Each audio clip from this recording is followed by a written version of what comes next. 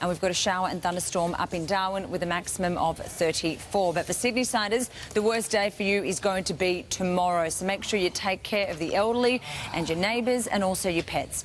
And I'll leave you with a photo sent in by Mary Marshall, one of the regulars here at breakfast. And this is a photo of some lightning at Rapid Creek, which is near Darwin in the Northern Territory. That was yesterday, wasn't it? Didn't we have that one yesterday? Yeah. I think it is, yeah. Groundhog Day. That's yesterday's weather. Hey, Mags, I've got to ask you, I've got lunch with my three girlfriends on Saturday. Yes. Should I cancel and reschedule? Well, I don't know if you need to cancel, but all your makeup's going to come off. Yeah, I'll cancel. It's not a good look. Have a party in the pool. Might do that. Yeah. OK, here's a question. When do you think it's too hot? I think it's too hot at 33. No. No, 40. It depends on the humidity, though. If it's dry But forgetting heat, that, wet because heat. that just makes it too complicated. I want to keep it a nice, simple question. I think 40. 33 is too hot. You think 40? I'm from the country, so I love heat. Yeah. And this is the That doesn't even problem, make is that sense. I never know when to say it's going to be very hot because everybody's got such Exactly. a different That's idea the of thing. what hot is. So I sit at my desk all morning, Angsting. scratching my head, frustrated, worried, confused I know, about what to say to people. I know. People say, what's wrong with Mags? I said, oh, she's just worried, confused, scratching her head. Yep. All right, we'll catch you back very shortly. This morning, and we've talked about this on breakfast over the months, really, I always use the disabled toilet. Only first thing in the morning. I always use the disabled toilet because it's bigger, and I don't think we have any disabled people working here in the mornings. You know I don't what? know, are there? It is a bit nicer. It is bigger. I mean, physically actually like disabled. it. They fixed the tap. Yeah. But it wasn't any good when the tap What's was that? no good. It's And the lovely. disabled toilet. It's a I lovely reckon a space. disabled person broke that tap because they were probably coming over to, anyway, hauling themselves over to the bench. But anyway, so this morning, because people make fun of me for using that disabled toilet. Particularly when you go in with a limp. I know. No, I usually come out with a limp. Anyway, I walked in this morning and Herman and Jono were both in the disabled toilet having a conversation. As a surprise. As a surprise for me. Well, who knows how long they've been in there. What did you say? Are you I for just real? I just looked at them and I said, you weirdos. Yeah. I think you said something weirdos. else. What is wrong with all of us? What is It's wrong? funny, No, it's- don't drag us down. Look at them. It's Friday shenanigans. We're not freaks. You know what? That's called payback. You've been at them all year. Okay, Those throughout the show guys today, straight back in the disabled toilet at the end of the show. Throughout the show today, we've been reminiscing about the show over the years, so we thought we'd get our fabulous reporters to tell us some of their highlights from breakfast this year. So let's kick things off with Ben Lewis in Melbourne. Ben? Hello, Kath. Good morning again from my house because we're too lazy to go anywhere on the final show. Before I tell you my favourite moment, I wanted to give you a tour and introduce you to some of the guys who've made breakfast possible in Melbourne this year. Come this way. This is Dean Yakovan Torno, of course, sound operator, always wearing the Christmas lights, a very festive young man. We've got Blade McKee, links operator. He's just filling his mind with knowledge at the moment. That's what links operators do. This is Iron Mike, our soundo. It's his final day, so he's had a bit of a big one. Nadia, our producer, and super cameraman Darius Moore just cleaning off the barbecue, which is looking a bit disgusting, but we're going to have some brekkie in the not-too-distant future. It's been a fantastic year. This year I've had running races with Joe, I've been spearhead tackled by Wendell Saylor, and I've been to London for the Olympics. But out of all the highlights, my favourite moment wasn't in London itself. It was about 4 hours south on the coast in Weymouth. That's where, of course, we had two Aussies, well, two separate gold medals, winning at the London Olympics, and it was a fantastic atmosphere down there. Thousands of drunk Australians, a few drunk athletes, a few drunk journalists. It was a pretty good time, and I'm not going to name names, but we stayed out with some of those guys until about 5 in the morning. It was a very festive time to be on air. I bet those shots Brilliant, of Tom Ben. Slingsby there just bring back some fabulous memories. If your crew are lying in your flat, who's actually on camera now? I don't even know. What's your name? This is Clinton, apparently. Work experience or something? Yeah, I know what you mean. He's doing quite good cameraing, better than the original cameraman. Ben, thank you so much for that. It's been... Oh, there he is. Oh, look at that. No one's on the camera now. They've swapped. What the hell is going on there?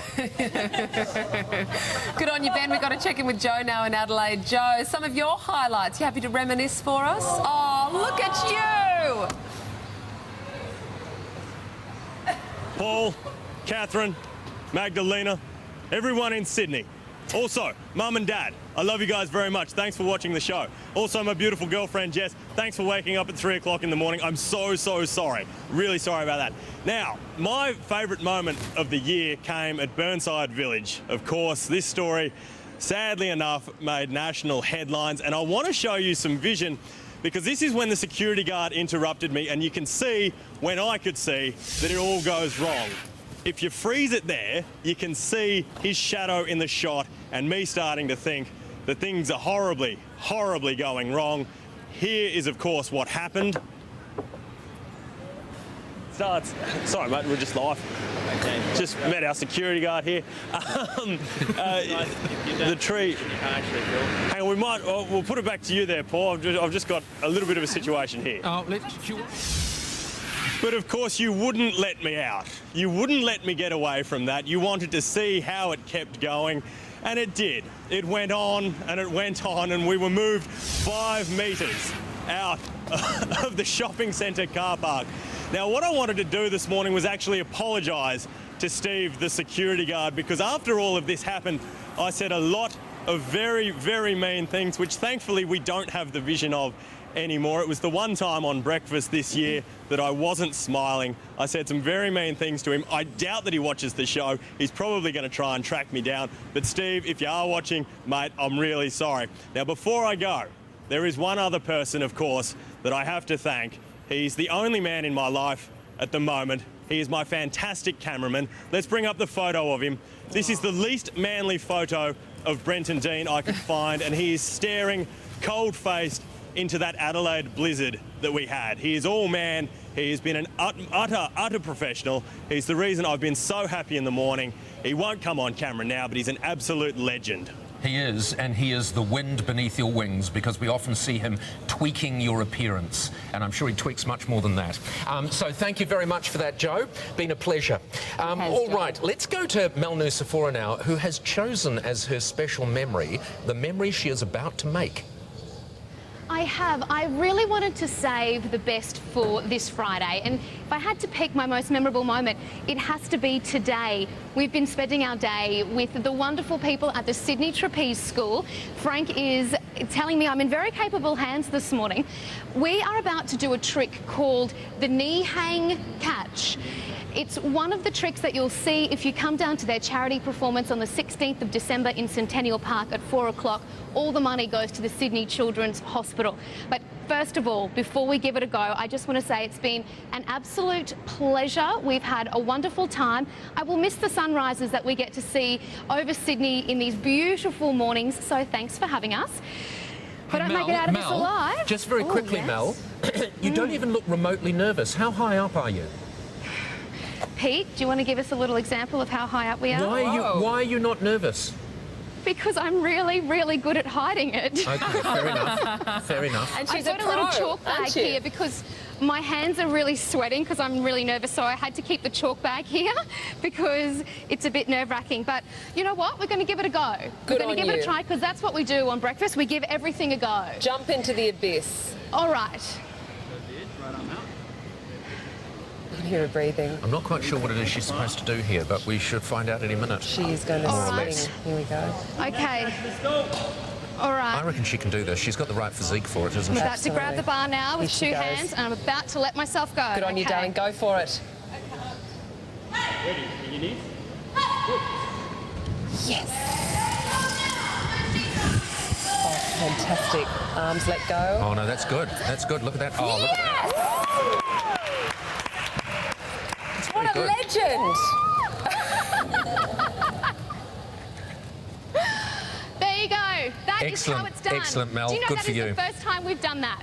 That Brilliant. is wonderful. You know, many years ago, I tried it and failed.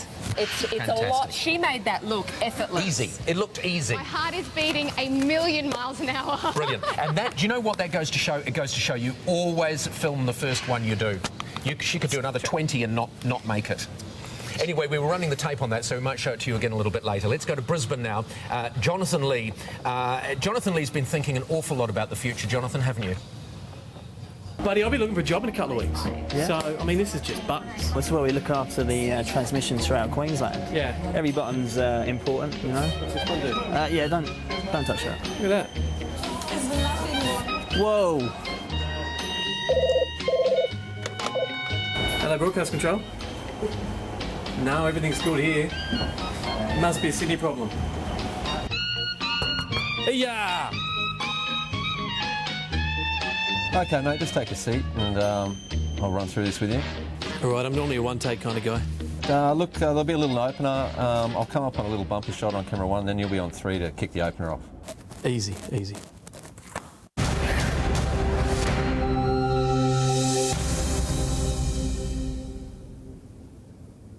Cue. Go. Cue, mate. Who is this guy and what is he doing? How was that, mate? Who's the best you've ever heard and why was I?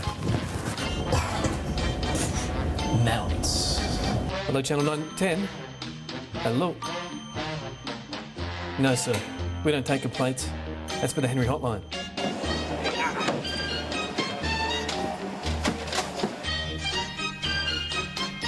Cal, this is Maverick requesting a flyby. Get out of my chopper, you goose. This one's going nowhere. Can you just call me Maverick? I actually wanted peanut butter. It's a green one, mate. So whatever happened to that Jono Lee guy? Oh, he was never going to make it.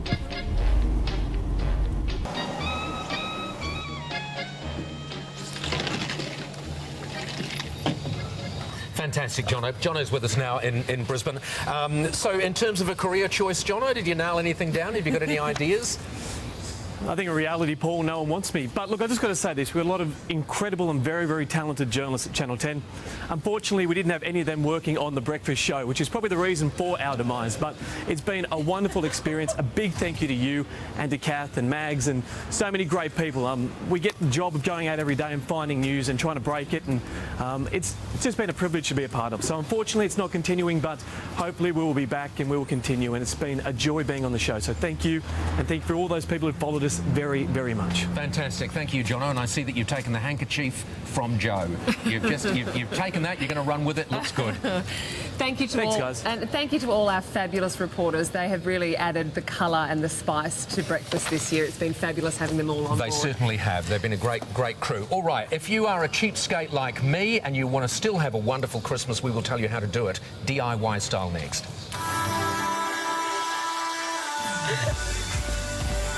Can you hear it? Yeah. Oh, no, that's fantastic. Yes, it's the elephant in the room. Let's talk about it now. Your surname is Hay, and we're talking about hay fever. Pink have got a new album coming out. Not have. Pink is a female. She has a new album. His name's Sam, and he's doing really well. Well, let's talk about Sam's educational future. Courtesy of Gonskip. People do not wash their hands adequately after they've been to the toilet. Oh, they funny just that. don't. No, they don't, do they? You know this because... I know that I don't. I mean, sometimes you don't...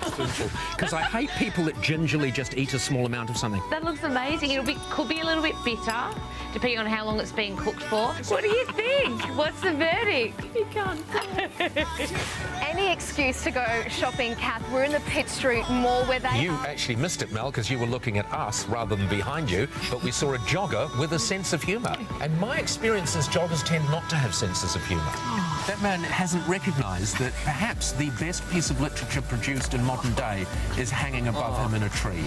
We don't know who this man is, but he's an educated man. God, now he thinks he shouldn't be taking Look it. at him. He's got it. He's got it. And now he's making a run for it.